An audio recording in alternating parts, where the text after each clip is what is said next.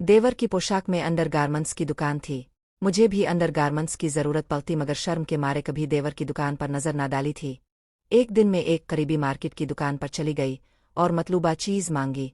थोड़ी देर के बाद देवर ने एक मशकूक इशारा किया और उठकर अंदर वाले केबिन में चला गया। मेरे तो होश उड़ गए। मेरा नाम आलिया सिद्दीकी है और मेरी शादी को 5 साल हो चुके हैं। मैं अपने ससुराल वालों के साथ रहती थी और मेरे ससुराल में एक देवर भी मौजूद था जिसकी अभी शादी नहीं हुई थी, मगर मेरे देवर ने एक बहुत बड़ी दुकान खोली थी। अगरचे मेरे ससुर एक समझदार इंसान थे तो उन्होंने देवर को इस काम करने से मना भी किया था क्योंकि उन्हें लगता था कि ये काम मर्दों के लिए मुनासिब नहीं है, मगर देवर ने जिद करके अपनी बात मनवा ली।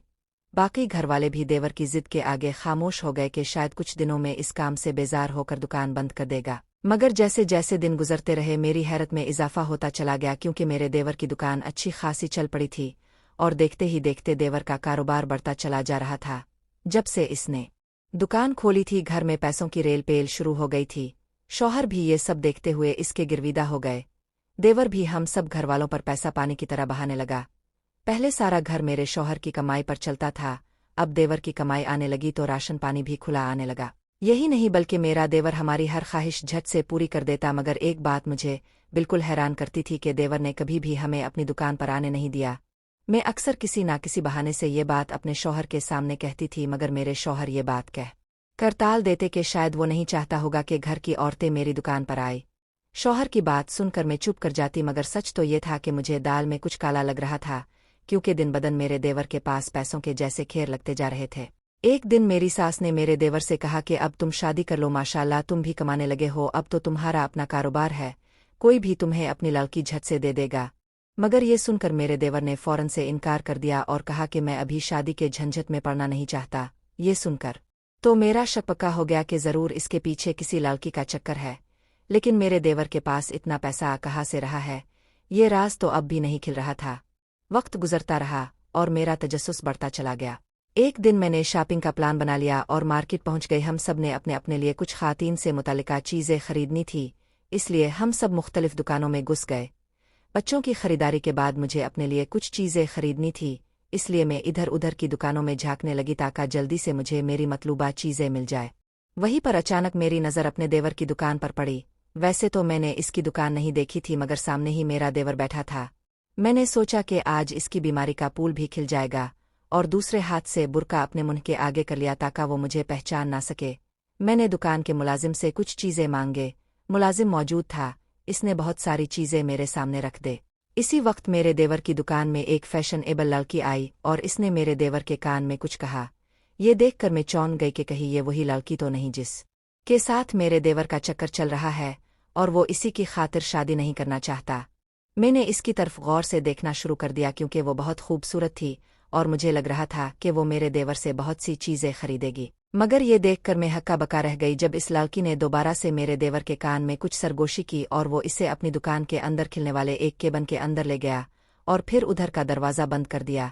ये सब देखकर मेरे तो पसीने छूट गए और मैं फौरन दुकान से बाहर निकल आई। मैं घर आई तो मैं सोचने लगी कि कैसे ये बात अपने ससुराल वालों को बताऊं कि मेरा देवर तो एक लड़की के साथ शादी से पहले ही रंग रलिया मिला रहा है, तभी तो वो शादी के लिए इनकार कर रहा है।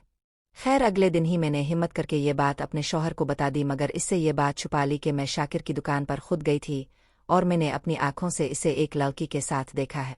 इसलिए मेरे शौहर ने मेरी बात का ज्यादा यकीन नहीं किया और कहा कि तुम ऐसे ही वहम कर रही जरूरी नहीं कि शाकिर का किसी लड़की के साथ चक्कर हो सकता है कि वो यूं ही शादी के लिए इनकार कर रहा हो। लेकिन मैं कई दिन तक अपने शौहर के पीछे पड़ी रही, तब जाकर इसने अपनी माँ और भाई से बात की। मेरे देवर ने तो इस बात से साफ इनकार कर दिया कि इसका किसी लड़की के साथ कोई चक्कर नहीं है।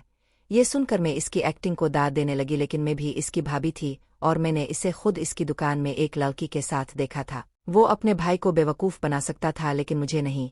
मैंने फौरन से कहा कि ठीक है, अगर ऐसी बात है तो हम तुम्हारे लिए लड़की देख लेते हैं और रिश्ता तय कर देते हैं। जब तुम चाहोगे तब हम तुम्हारी शादी कर देंगे। ये सुनकर मेरा देवर मुझे देखने लगा और मैं भी इसकी तरफ देखने लगी। मैंने असलियत जानने के लिए ये चाल चली थी। अब देखना ये था कि मेरा देवर इस जाल में फंस जाता है या फिर आसानी के साथ बच जाता है। मैं ये सोचते हुए मुस्कुराने लगी। देवर ने कहा ठीक है, अब सबको जैसा मुनासिब लगे। ये कहकर वो उठ खड़ा हुआ। मेरे सास ससुर बहुत खुश हो गए, जबकि मेरे शौहर ने मुझे ऐसी नज़रों से देखा जैसे कह रहा हो कि तुम्हारा शक तो बिल्कुल ही गलत निकला। मैं वहां से उठाई कि ऐसे कैसे हो सकता था? अगर मेरे देवर को किसी लड़की से प्यार था तो वो कहीं भी शादी के लिए कैसे तैयार हो गया है? मुझे यकीन था कि मेरा देवर अगले दिन ही हमसे कहेगा कि मुझे एक लड़की पसंद है और अब लोग इसके घर रिश्ता लेकर जाए। मगर 2 दिन गुजर गए, ऐसी कोई बात ही नहीं हुई। अब तो मुझे और हैरानी होने लगी कि कैसे मेरा देवर अपनी मोहब्बत छोड़कर कहीं भी शादी के लिए तैयार हो गया था।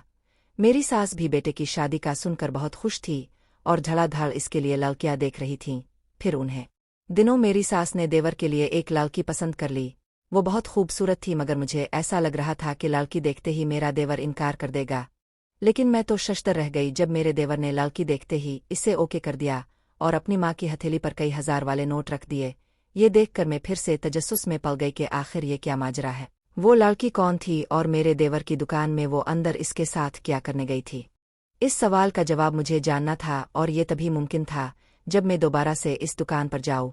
ये मुश्किल जरूर था मगर नामुमकिन नहीं। इसलिए मैंने फैसला किया कि मैं कल फिर से अपने देवर की दुकान पर जाऊंगी और असल हकीकत जान लूंगी। बल्कि मैंने ये भी सोच लिया था कि अगर वो लड़की मुझे अपने देवर की दुकान पर दोबारा मिली तो मैं इसे सब सच बताऊंगी कि वो तुम्हारे साथ टाइम पास कर रहा है।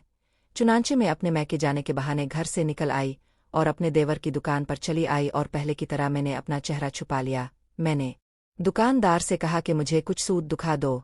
मैंने सोचा मैं इस बहाने ज्यादा देर तक इसकी दुकान पर रहूंगी। हो सकता है आज भी वो लड़की मेरे देवर से मिलने आ जाए, इसलिए मुझे जल्दी जाना पड़ा। मगर आज मैं सारी हकीकत जानकर ही यहाँ से जाना चाहती थी। मैं जानबूझकर अपने देवर से नए नए सूट निकलवा रही थी और वो बेचारा भी मुझसे जान छुड़वाने के लिए जल्दी जल्दी सूट दुखा रहा था। मुझे ऐसा लग रहा था जैसे मेरा देवर चाहता था कि मैं जल्द से जल्द इसकी दुकान से चली जाऊं, और मैं देख रही थी कि मेरे देवर की नजरें बार बार दरवाजे की तरफ उठ रही हैं। ऐसा लगता था जैसे मेरे देवर को किसी के आने का इंतजार है। मैंने जानबूझकर इससे कहा कि मेरी तबीयत खराब हो रही है, मैं कुछ देर यहाँ बैठना चाहती हूँ। मेरी बात सुनकर वो खामोश हो गया।